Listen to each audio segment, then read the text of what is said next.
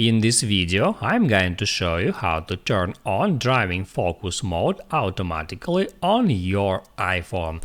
That is quite simple and easy to do, so let's begin. And first, open up Settings and then hit on Focus. Then tap on Driving, it opens up driving focus mode settings, then scroll down for a bit and tap right here at while driving. And here first at activate box you have to select automatically. As you see on the screen, it means that your device will switch to driving mode automatically when it detects a movement.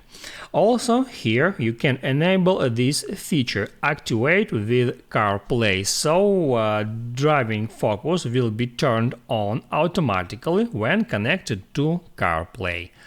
That's it. I hope it helps you guys, so don't forget to like and subscribe.